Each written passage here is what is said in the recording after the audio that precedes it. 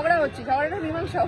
দুটো বাড়িতে সমানভাবে খেতে, দুটো বাড়িতে সমানভাবে আমাকে বজায় রাখতে হচ্ছে, একবার এখানে একবার ওখানে। সকাল থেকে আমি এই করছি, মাঝখানে আমার একটা ছিল ইভেন্ট, সেখানেও গেছি আমি, সেখানে কি জাজমেন্টও করে একজনকে এলিমিনেট করে এসেছি আমি। হ্যাঁ ঠিক আছে হয়েছে, এবার বাস্তব কথাটা যেটা হলো, হ্যাঁ ও কিন্তু সবার জন্য করে যাচ্ছে, অথচ একটা কাজ ওকে আমি বলি কালকে নিয়ে যাবো। এইটা ছাড়, এইটা তোর দোষে হয়েছে, বিষয়টা আমি করতেই চাইনি, যাই হোক সেই বিষয়ে আমরা আসবোই না। বাড়ির একটা কাজ ওকে করতে দিলি, বিয়ে মানে দাদার সাথে আরেকবার বিয়ে তো, তখন তুই শুধু বিয়ের কাজ করে সব যাচ্ছিস। সব তুই শুধু আমি বিয়ের বিয়ে স্পেশাল। এটা গুল্লুকে গিয়ে মেকআপ করেছি, কোনোদিন দাদাকে গিয়ে মেকআপ করেছি আমি? বুঝতে হবে বিষয়টা, বিয়ের জন্য সেটাই তো বলছি। সত্যি বলতে দাঁড়াও, সত্যি আমাদের বলতে। দুজনের মধ্যে ঝগড়া হচ্ছে, ঝগড়াটা মীমাংসা হোক। হ্যাঁ বল বল।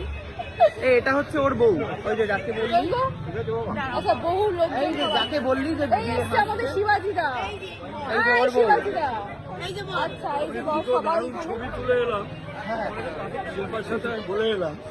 আচ্ছা তুই, আমি বলে এলাম যে এসে গেছেন আমাদের শিবাজিদা।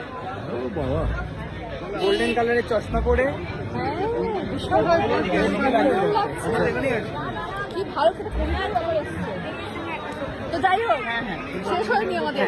এক মিনিট দাঁড়াও। হ্যাঁ কি বল বল। ফিনিশিংটা কর। ফিনিশিংটা তার হচ্ছে তোরা তুই যখন বাড়ির আরেকবার কাজ- বিয়ে করবি, সেটা কথা নয়, হ্যাঁ, বাড়ির বাড়ির কাজ আমি করি না, পুজোর সময় একটা পুজো, ফুটোটি কাটিস না। বাড়ির কাজ, বাজার, এগুলো সব হচ্ছে বাবা দাদার দায়িত্ব।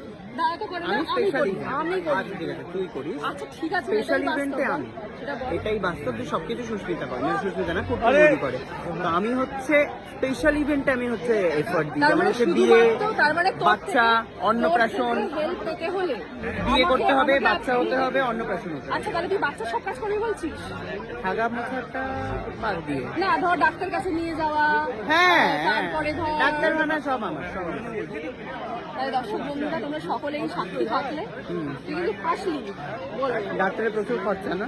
খরচাটা তো আমি দেবো, ও খরচাও দেবে, হ্যাঁ আমি নিয়ে যাবো, ঠিক আছে। কিন্তু সমস্ত টেক কেয়ার, যেমন এই যে তুই ছোট ছোট ছোট ছোট বাচ্চা মানুষ করা কোনো ব্যাপার না, বাচ্চা আমার দায়িত্ব সব। ছোট ছোট যেই করছিস, বাচ্চা সব আমার দায়িত্ব, তখন তো ওই যে ছোট ছোট ছোট ছোট বাচ্চা সব আমার দায়িত্ব।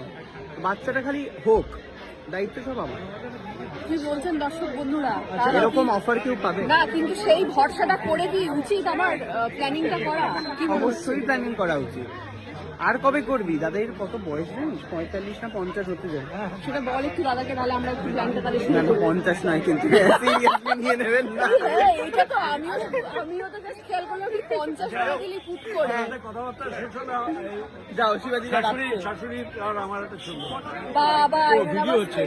স্পেশাল আবার রিকোয়েস্ট যে তুই আবার ভিডিও না না, ছবি ভিডিও প্রচুর ডিমান্ড।